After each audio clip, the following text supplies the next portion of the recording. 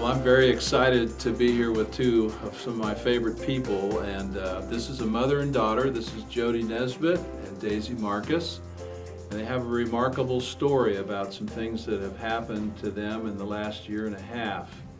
And it all started when Daisy was in a very serious auto accident. It was in the morning. I was getting ready to leave for work, and I got a phone call. I didn't recognize the number. I almost didn't answer it, but I did, and it was the State Highway Patrol.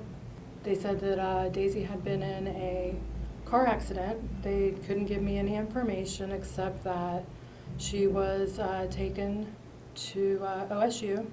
At that point, the only thing that we were told was that she had a collapsed lung and a broken femur, and she had been ejected from the car, and they needed to get her into surgery immediately. She was actually in a coma for the first 2 months.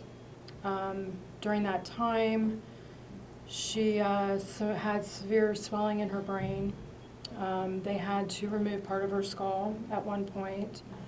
They ended up having to place a shunt in her brain to help drain the fluid.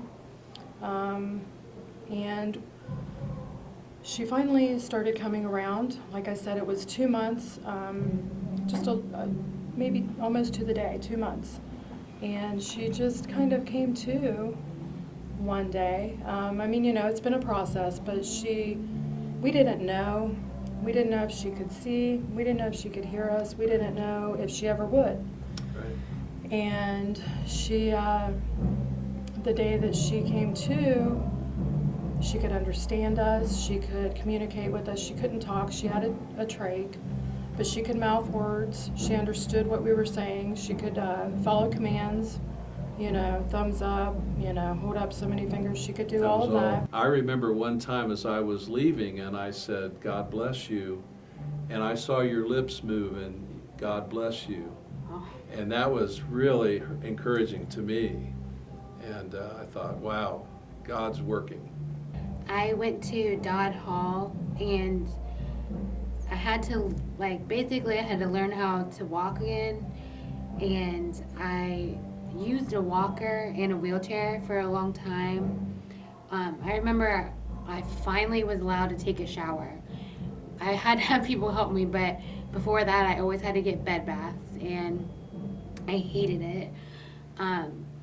But Dodd Hall really helped me, because now I can walk just fine, and it's just made me a lot stronger, and they were really good at helping with everything. I was pregnant. I found out the day before my car accident.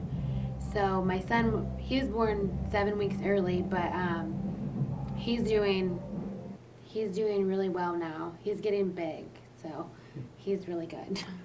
I feel like I've always believed in God, and I really always did. But I just feel like now I know there's no doubt in my mind, because of all of the support I had and all of the people praying for me and for my son and just everything. I just feel like there's no other explanation, because even the doctor said they thought I was going to be like a vegetable, and they thought maybe I would never wake up. And so obviously that didn't happen, and I feel like the only explanation for it is God. So I wanted to be baptized because, like I said, I always believed in him, but I know now there's no what if. Regardless of how horrible all of this was, that's the biggest blessing ever. Daisy being baptized was worth that. Yeah, wow. Worth all of that. Well, And Erickson has been, dedicated. We had baby dedication, and that makes it all worth it. Amen. That's easy for me to say, but that's how I feel. It definitely brings to light the scripture that God causes all things to work together for good to those who love him. And I think we will end with that thought today, and I want to thank both of you for sharing a part of your story. There are many other things we could share, but I think that's the highlights.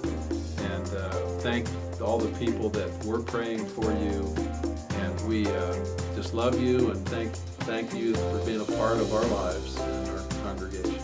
God bless you.